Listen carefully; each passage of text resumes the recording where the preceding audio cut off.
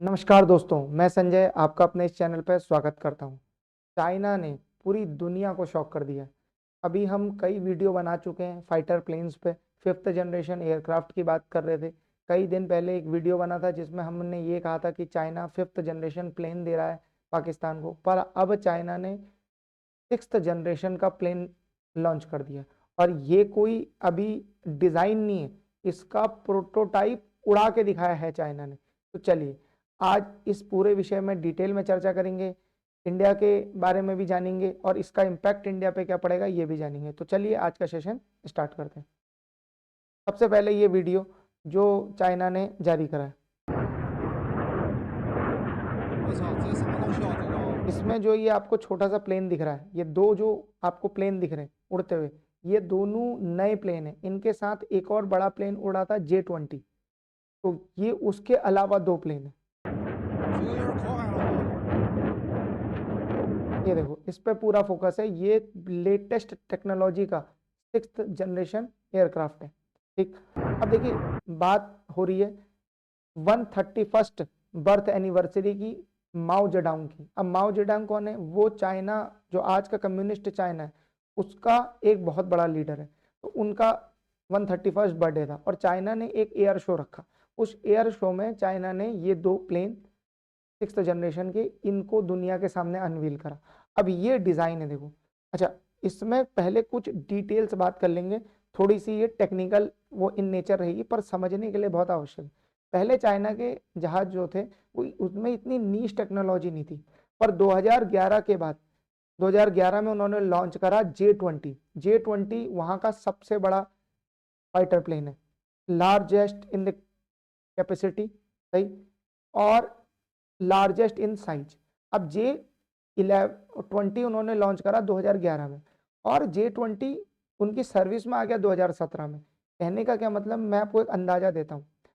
America ने F-22 Raptor 10 साल बाद सर्विस में आया था लॉन्च होने के बाद, तो अमेरिका में भी 10 साल लगता है, भारत में तो 10-20 साल आप मान के चलो, ठीक, कम से कम लॉन्च होने के बाद की बात कर रहा हूँ मैं, जब डिजाइन की बात करते हैं।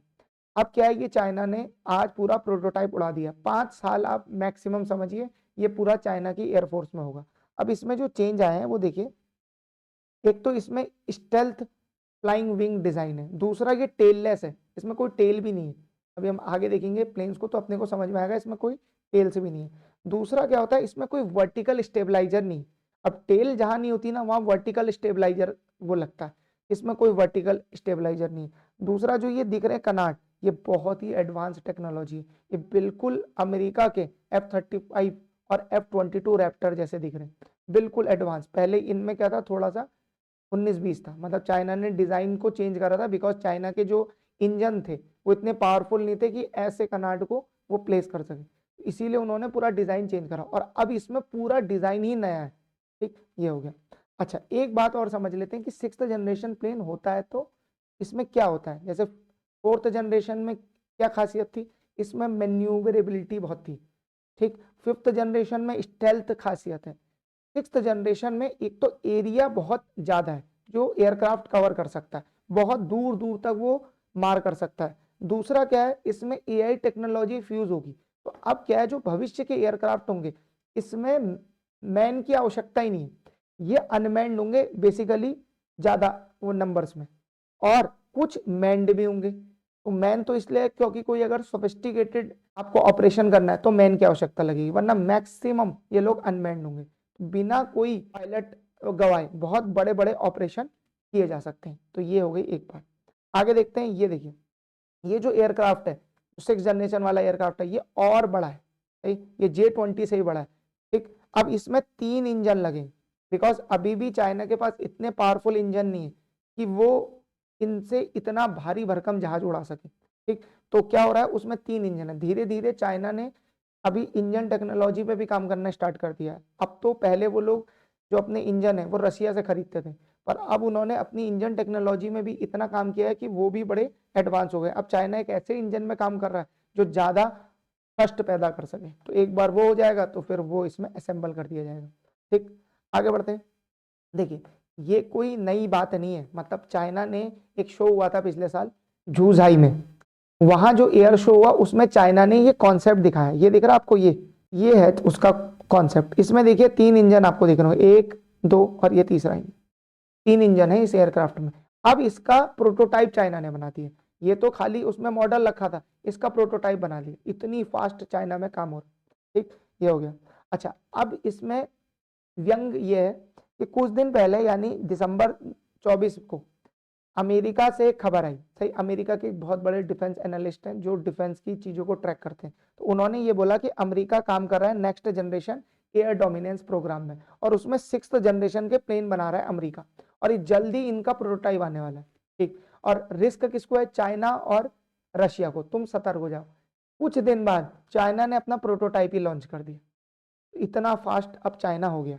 ठीक, अब थोड़ा सा इस एयरक्राफ्ट को देख लेते हैं जो हमारे पास जानकारी है, पर हमारे पास जो जानकारी है वो यूएसए के एयरक्राफ्ट की है, क्योंकि चाइना के एयरक्राफ्ट की हमारे पास इतनी जानकारी नहीं।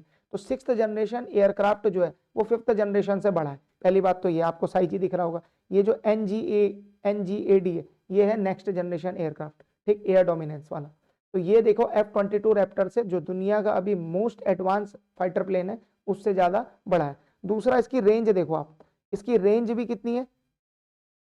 खूब ज्यादा, ठीक, 1000 है, कंपैरेटिवली डबल से भी ज्यादा है F-22 रैप्टर, और F-22 रैप्टर की तो खुद ही दुनिया में सबसे ज्यादा है। अच्छा, इसकी कॉस्ट पर पीस काफी ज्यादा है। अब क्या है, अब हम बात कर लेते हैं थोड़ा सा इसके बारे में कि जो इंजन है वो इंजन उसमें 3 लगे हुए हैं, बिकॉज वो J-20 से भी ज्यादा पावरफुल है। अच्छा, कई एक्सपर्ट ये कह रहे हैं कि ये जो जहाज है, ये जो चाइना ने वो लॉन्च करा है, ये कोई फाइटर प्लेन नहीं है, एक्चुअली ये क्या है, एक बॉम्बर है, सही है, और स्टेल्थ बॉम्बर तो यूएसए भी बनाता है।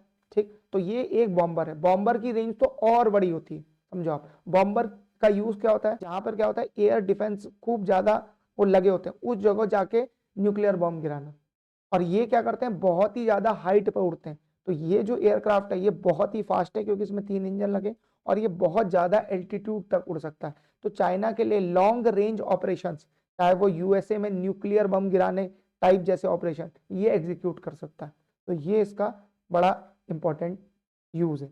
अब थोड़ा सा हम ऐसी बात करते हैं जो इस न्यूज से ऊपर हुआ। क्या है, चाइना ने अपने इंडिजिनस कैपेबिलिटी में खूब इन्वेस्ट किया। अब ये वो काम कर रहे हैं 1998 से, तो वहां से उन्होंने खूब ज्यादा इन्वेस्टमेंट किया। अब तो उनके पास क्या है, पूरे डिफेंस के बड़े बड़े कॉरिडोर्स हैं, और वो वहां खूब इन्वेस्टमेंट करते हैं। धीरे धीरे उन्होंने क्या कर लिया, ऐसी ऐसी कैपेबिलिटीज डेवलप कर ली है। ये तभी आ सकती हैं जब आप बहुत लंबे समय तक इंडिजनाइजेशन पे काम करो। अब भारत का ही इसमें एग्जाम्पल ले लो, हम लोगों ने अभी हम LCA तेजस बना रहे हैं, तो Mark 1A उसका बना, उसमें क्या हुआ, इंजन ही हमारा नहीं है, इंजन है यूनाइटेड स्टेट्स का। अब वो इंजन में ही डिले, अब अगर वो इंजन में डिले है तो एयरक्राफ्ट में डिले, एयरक्राफ्ट में डिले तो भारत की एयरफोर्स की स्ट्रेंथ वो घटती जा रही है। तो ये देख रहे हो, इंडिजनाइजेशन बहुत इंपॉर्टेंट है। इसके बाद अपनी टेक्नोलॉजी में ट्रस्ट बहुत आवश्यक है। इतनी सारी चीजों में अभी सरकार ने मेक इन इंडिया कर दिया, पर अभी भी जो हमारा मन है, सही है, जो तीनों फोर्सेस का मन है, वो अभी भी फॉरेन इक्विपमेंट्स खरीदने में जाता है। अच्छा, ये इसलिए भी जाता है, एक तो उसका रीजन ये है कि फॉरेन जो हमारे डिफेंस इक्विपमेंट्स हैं वो बढ़िया काम करते हैं इंडिया वालों के कंपैरिजन में, पर जब तक हम अपने इक्विपमेंट्स में पैसा नहीं लगाएंगे, उसमें इन्वेस्टमेंट नहीं करेंगे, तब तक क्या होगा, वो डेवलप भी नहीं होंगे।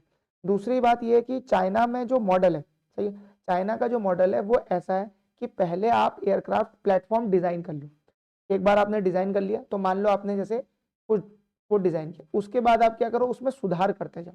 तो आज जैसे वो प्लेन लॉन्च करते हैं, 5 साल तक सुधार करते हैं, फिर 2017 में आया था J-20, आज तक उसमें सुधार हो रहा है, देख रहे हो, ये हाल है। अच्छा, इंडिया में क्या है, एक ही बार बनाएंगे, परफेक्ट बनाएंगे। अब जैसे एम का है, एम का इतना डिले हो गया, पहले 2030 में ये सर्विस में आने वाला था, 2025 में इसका प्रोटोटाइप था। एम का क्या है, भारत का 5th जनरेशन एयरक्राफ्ट। ठीक, अभी हम लोग 5th जनरेशन का स्ट्रगल कर रहे हैं, उधर 6th जनरेशन बन गया, और 5th जनरेशन का भी स्ट्रगल है, बना कुछ नहीं है, सही। प्रोटोटाइप तो हमारे पास तैयार है, जो जहाज उड़ा रहे हैं हम लोग वो 4th जनरेशन के तेजस जहाज है, और तेजस भी लाइट कॉम्बैक्ट एयरक्राफ्ट है, ये कोई मल्टी रोल एयरक्राफ्ट नहीं है, हल्के वाले, सही है। ये देखो कितना ज्यादा गैप आ गया है टेक्नोलॉजी में, ये आपको समझना है, ये बहुत ही इंपॉर्टेंट है। ठीक, उसके बाद क्या है, हमारा डिफेंस बजट ही नहीं बढ़ रहा। डिफेंस बजट के जो नंबर्स हैं वो डिसअपॉइंटमेंट है। $100 बिलियन का कम से कम डिफेंस बजट होना चाहिए, कम से कम है ये। इसके बाद भी हम लोग को आगे बढ़ाना है, क्योंकि हमारा कंपटीशन, हमें तो 2.5 फ्रंट वॉर लड़नी है चाइना से, पाकिस्तान से। अब तो पाकिस्तान के पास 5th जनरेशन वो एयरक्राफ्ट आने वाला है, पर हमें फुर्सत ही नहीं है फ्रीबीज देने से, ठीक, चुनाव जीतने से और कई स्कीमें वो लाने से जो कंजम्पशन बढ़ाती हो। सही, तो ये टेक्नोलॉजी पे कोई इन्वेस्टमेंट ही नहीं कर रहा है इंडिया। ठीक, ये हो गया। दूसरा खतरा कितना बड़ा है ये आप देखिए कि सिक्किम से 150 किलोमीटर दूर चाइना ने अपने मोस्ट एडवांस J-20 एयरक्राफ्ट वहां रखे। तो सोचो अगर वहां से वो J-20 उड़ेगा तो भारत में पहुंचने में उसको कितना ही टाइम लगना है। और अब ये जो नया एयरक्राफ्ट है ये और खतरनाक, बिल्कुल एक बड़ा खतरा हमारे सामने। ठीक, ये हो गया। अब इंडिया को क्या करना चाहिए? ठीक, अब इंडिया क्या कर से तो ऐसी सिचुएशन, सबसे पहले 2 चीजों में इंडिया को ध्यान देना चाहिए। देखो, हमारे पास बजट का कंस्ट्रेन है, इसमें कोई शक नहीं, हमारे प्रोग्राम डिले हैं, इसमें भी कोई शक नहीं। पहला तो ये है कि हमें अपनी ड्रोन टेक्नोलॉजी को बढ़ाना चाहिए। ऑब्वियस सी बात है, ड्रोन बनाने में ज्यादा खर्चा नहीं लगता भाई, कंपैरेटिवली एक एयरक्राफ्ट डिजाइन करने में। तो इतने ज्यादा ड्रोन डेवलप कर दो कि क्वालिटी को क्वांटिटी सुपरसीड कर जाए। अगर चाइना के पास एक एयरक्राफ्ट है तो आपके पास 10 ड्रोन होने चाहिए। इस कैपेबिलिटी, ऐसी कैपेबिलिटी जनरेट करो। और वो कब जनरेट हो सकती है? जब आपका पूरा डिफेंस का इंडिजिनाइजेशन हो जाए।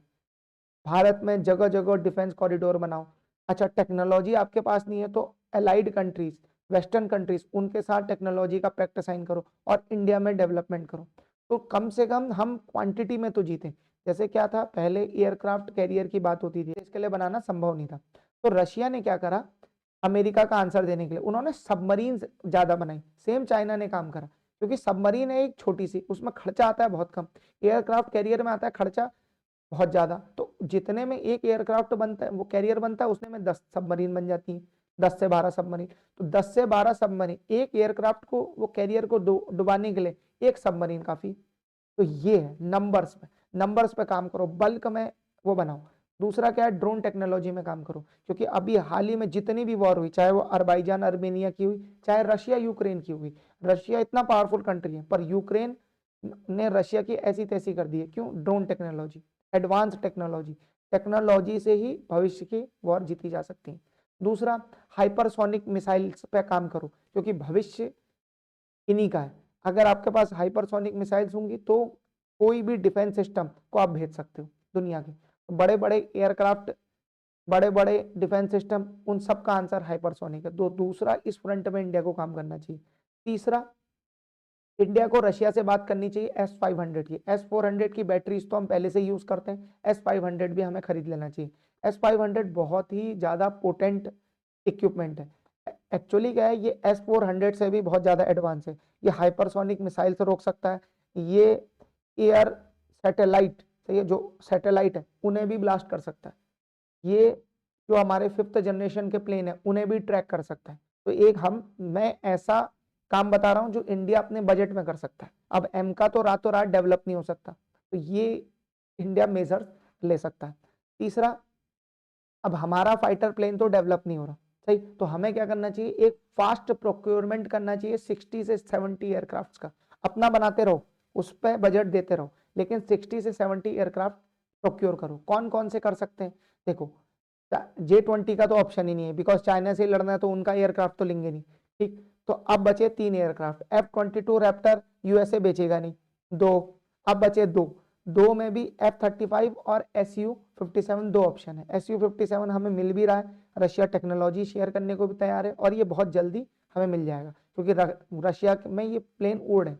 एक साल में 12-15 की डिलीवरी हो सकती है और इंडिया में बन सकते हैं, तो क्योंकि सुखोई का पहले ही प्लांट जो है सुखोई बनता है HAL में, तो ये काम हम लोग कर सकते हैं। दूसरा, हमें क्या करना चाहिए, एमका को फास्ट करने के लिए हमें दूसरे देशों से बात करनी चाहिए कि वो टेक्नोलॉजी एडवांसमेंट इंडिया को दे। साथ ही साथ अब हम 5th जनरेशन पर डिपेंडेंट नहीं रह सकते, हमें एमका प्लेटफॉर्म कोई 5.5 जनरेशन का बनाना पड़ेगा, ताकि ये 6th जनरेशन के सामने कुछ तो खड़ा हो सके। क्योंकि हमारा जो 5th जनरेशन प्लेन है वो तो आना है 2035 में, तब तक तो चाइना 6th जनरेशन 6.2 6.3 जनरेशन के प्लेन बना लेगा। तो ये बहुत बड़ा खतरा है इंडिया के सामने, ठीक, जिसमें अभी भी इंडिया सीरियस नहीं हुआ। और हमारा गैप चाइना से बढ़ता जा रहा है टेक्नोलॉजी। हमारा क्या, चाइना तो पूरी दुनिया में यूएसए को वो आउटपेस कर रहा है, तो हमें क्या करना चाहिए, लाइक माइंडेड कंट्रीज के साथ डेवलपमेंट स्टार्ट करनी चाहिए। ये सब मेजर्स हैं जो अगर इंडिया लेगा तो हम लोग चाइना को काउंटर कर पाएंगे। तो जाते जाते एक सवाल ये है कि अभी गो टू ग्लोबल डेस्टिनेशन का एक स्टेट को रिकॉग्निशन मिला, वो कौन सा स्टेट है? राजस्थान, गुजरात, मध्य प्रदेश, कर्नाटक। आप इसका आंसर मुझे कमेंट सेक्शन में दीजिए। आप हमें ये बताएं कि वीडियो आपको कैसा लगा, और अगर आपको ये वीडियो अच्छा लगा तो आप इसे लाइक करिए, चैनल को सब्सक्राइब करिए और ज़्यादा से ज़्यादा लोगों के साथ शेयर करिए। Thank you very much.